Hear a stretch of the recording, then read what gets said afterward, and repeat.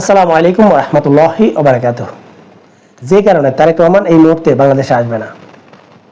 5 আগস্টের আগে তারেক রহমান বাংলাদেশে আসা সম্ভব ছিল না। কারণ 5 আগস্টের আগে যদি তারেক রহমান আসতেন তাহলে নিশ্চিতভাবে তিনি অ্যারেস্ট হতেন।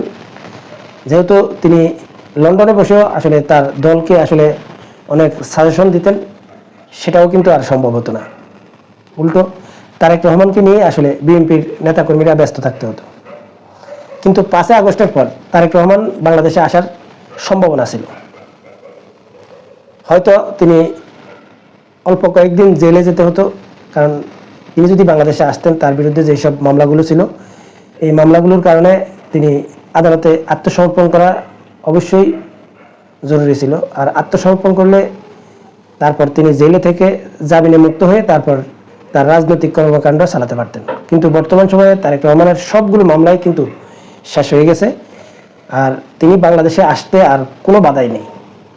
এমনকি তিনি আদালতের দ্বারস্থ হতে হবে না। কিন্তু তারপরেও কেন তারেক রহমান আসলে বাংলাদেশে আসছে না, এ নিয়ে আসলে অনেকেই অনেক রকম মন্তব্য করছেন। আর আমি আমার ব্যক্তিগত কিছু মত আপনাদের সামনে উপস্থাপন করব ইনশাআল্লাহ। আওয়ামী লীগ সরকারের বিরুদ্ধে সবচাইতে বড় অভিযোগগুলো ছিল কি? গুম, খুন, দুর্নীতি, টেন্ডারবাজি এবং চাঁদাবাজি। 5 আগস্টের পর যেহেতু বিএনপি এখন ক্ষমতায় নেই, তাই বিএনপির বিরুদ্ধে আসলে দুর্নীতির কোনো অভিযোগ করা যাবে না, কারণ দুর্নীতি তারাই করে যারা ক্ষমতায় থাকে। কিন্তু টেন্ডারবাজি এবং চাঁদাবাজি এই দুইটা জায়গা যেটা গ্যাপ ছিল আওয়ামী লীগ পতনের পর, এই জায়গাটা কিন্তু ভালোভাবে দখল করে নিয়েছে বিএনপির নেতাকর্মীরা। তারেক রহমান তার ভার্চুয়াল বক্তব্যে তিনি বারবার নেতাকর্মীদেরকে সতর্ক করছেন, অনেক নেতাকর্মীদেরকে বহিষ্কার করছেন। এত কিছু করার পরেও বিএনপির নেতাকর্মীরা কিন্তু তারেক রহমানকে আসলে গুরুত্ব দিচ্ছে না, বা তারেক রহমানের বক্তব্যগুলোকে এখন পর্যন্ত গুরুত্ব দিচ্ছে না। 5 আগস্টের পর প্রত্যেকের ধারণা ছিল যে বিএনপি ক্ষমতায় চলে আসতেছে। এখন বিএনপি আসলে কত আসন নিয়ে ক্ষমতায় আসবে সেটাই বিবেচ্য বিষয় ছিল। এখন তারা কি 250 আসন নেয় নাকি 280 আসনে জয়যুক্ত হয়, এ নিয়ে আসলে কথাবার্তা ছিল। কিন্তু বর্তমানে এমন একটা পর্যায়ে বিএনপির অবস্থা যে বিএনপি আগামী নির্বাচনে ক্ষমতায় আসতে পারবে কিনা এটাই সন্দেহ তৈরি হয়েছে। কারণ আপনারা জানেন যে কোনো সরকার যখন ক্ষমতায় থাকে তখন তারা আস্তে আস্তে অজনপ্রিয় হয়, কিন্তু বিএনপি ক্ষমতায় না থেকেও তারা কিন্তু এই অজনপ্রিয় হয়ে যাচ্ছে। কারণ যেহেতু বিএনপির প্রধান প্রতিপক্ষ আওয়ামী লীগ ছিল, তাই আওয়ামী লীগ যেহেতু এখন মাঠে নেই, তাই এই সবগুলো জায়গা এই বিএনপি কিন্তু দখল করে নিয়েছে। যেমন টেম্পো স্ট্যান্ড থেকে শুরু করে প্রত্যেকটা সেক্টর। এখন অনেকেই বলতে পারেন যে বিএনপির সব লোক কি চাঁদাবাজ? আমি সেটা মনে করি না। বিএনপিতে সর্বোচ্চ 5% লোক চাঁদাবাজি করছে, কিন্তু এই 5% লোক যারা চাঁদাবাজি করছে এই লোকগুলো বিএনপির সবচাইতে ক্ষমতাধর ব্যক্তি, এবং এই লোকগুলো আসলে বিএনপি বা তারেক রহমানের কোনো কথাকে তারা প্রাধান্য দিচ্ছে না। এছাড়াও বিএনপির যে হাইকমান্ড বা বিএনপির যে প্রবীণ নেতারা রয়েছেন তাদের এলোমেলো বক্তব্য বিএনপিকে সম্পূর্ণরূপে বিব্রত করছে, এবং বিএনপির যারা জনসমর্থন রয়েছে বা সমর্থক রয়েছে তারাও কিন্তু তাদের এইসব বক্তব্যে অনেকটাই বিব্রত।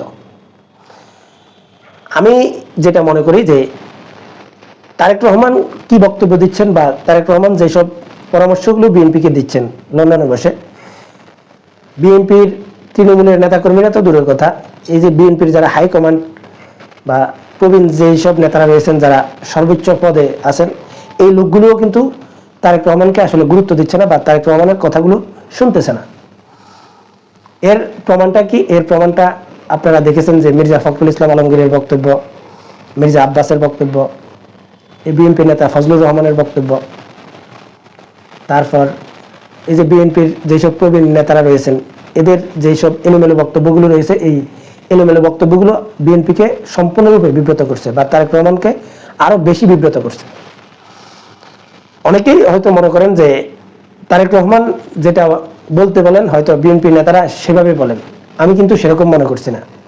এর প্রমাণটা কি? এর প্রমাণটা যদি আপনারা একটু জানতে চান তাহলে এই বিএনপি নেতা এই ফজলুর রহমানের এই বক্তব্যটা একটু শুনে আসুন।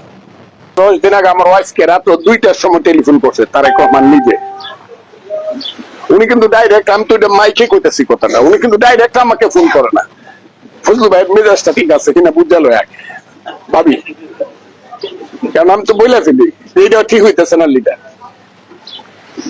বলছে যে 6 মাস ফজলু ভাই যে কথাগুলা বলছে এটা আমার দলকে অনেক বেশি জীবিত করে রাখছে, সেভ করে রাখছে ফজলু ভাইয়ের একারই কথা। এই আপনারা শুনলেন যে এই ফজলুর রহমান আসলে কি বলেছে। তাকে নাকি আসলে তারেক রহমানও ভয় পায় এবং তারেক রহমান তার মেজাজ মর্জি বুঝে তারপর তার সাথে কথা বলে, আগে তার স্ত্রীর সাথে কথা বলে জেনে নেয় যে ফজলুর রহমানের মেজাজ মর্জি ঠিক আছে কিনা। এটাকে হয়তো আপনারা স্বাভাবিকভাবে নিতেছেন, কিন্তু আমি এটাকে স্বাভাবিক মনে করছি না। কারণ ওপেনলি জনসম্মুখে ফজলুর রহমান যে বক্তব্যটা দিয়েছেন, এই বক্তব্য প্রমাণ করে যে তারেক রহমানের কথা এই প্রবীণ নেতারা শুনছে না, বা তারেক রহমান তাদের সাথে কথা বলতেও আসলে বিব্রত হচ্ছে।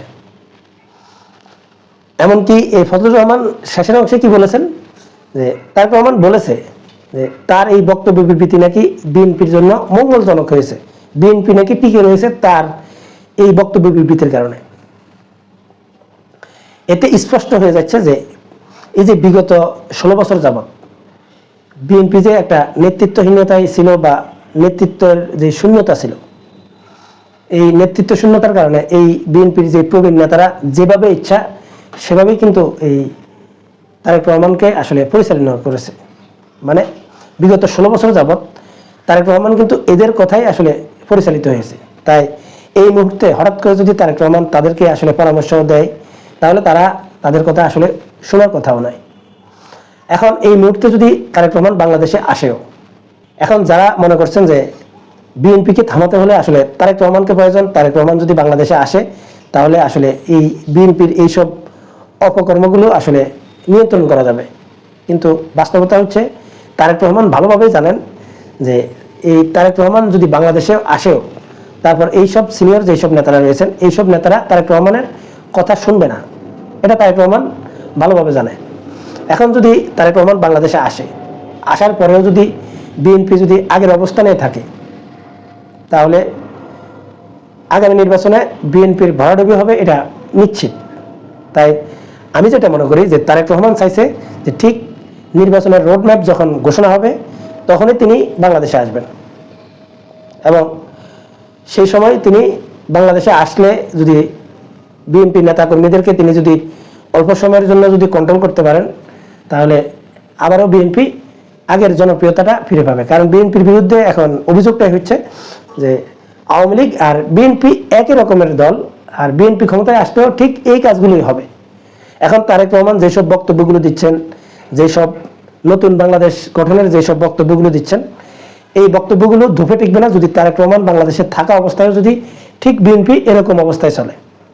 তাই আমি নিশ্চিত যে নির্বাচনের রোডম্যাপ ঘোষণা না হওয়া পর্যন্ত তারেক রহমান বাংলাদেশে আসতেছে না। আর এই কারণে তারেক রহমানও দ্রুত নির্বাচন চাইছে এবং নির্বাচনের রোডম্যাপ তিনি জানতে চাইছেন। এখন যেই পরিস্থিতিতে দাঁড়িয়েছে বা বর্তমানে রাজনৈতিক পরিস্থিতি যেই পজিশনে দাঁড়িয়েছে, এই পজিশনে আমি মনে করি যে 2025 সালের শেষে নির্বাচন হবে কিনা আমার সন্দেহ রয়েছে। আমার কেন জানি মনে হচ্ছে যে 2026-এর শেষের দিকে বা নভেম্বর ডিসেম্বরের দিকে নির্বাচন হতে পারে, এর আগে নির্বাচন হওয়া সম্ভব নয়। কারণ ডক্টর ইউনূস কিন্তু কথার মধ্যে একটা ফাঁক রেখেছেন যে যদি স্বল্প পরিসরে আসলে সংস্কার করে তাহলে ডিসেম্বরের মধ্যে নির্বাচন হবে, আর যদি সব সংস্কার করে তারপর নির্বাচন দিতে চায় তাহলে 2026-এর মাঝামাঝি সময় লাগতে পারে। এখন 2026-এর জুন জুলাইয়ের দিকে আসলে যদি নির্বাচন হয়, আপনারা জানেন সেই সময় কিন্তু বর্ষাকাল থাকবে, তাই বর্ষাকালে কিন্তু নির্বাচন দেওয়া সম্ভব নয়। তাই আমি যেটা মনে করি যে আগামী 2026-এর নভেম্বর ডিসেম্বরের আগে নির্বাচন হচ্ছে না। আর যদি আগামী 2026-এর নভেম্বরের আগে যদি নির্বাচন না হয়, তাহলে তারেক রহমান বাংলাদেশে আসা এই মুহূর্তে অনিশ্চিত, এবং তিনি এই মুহূর্তে বাংলাদেশে আসবেন না, এবং তিনি এই ঠিক নির্বাচনের রোডম্যাপ যখন হবে তখনই আসবে। সম্মানিত দর্শক, আপনারা কি মনে করেন কমেন্টসে জানাবেন।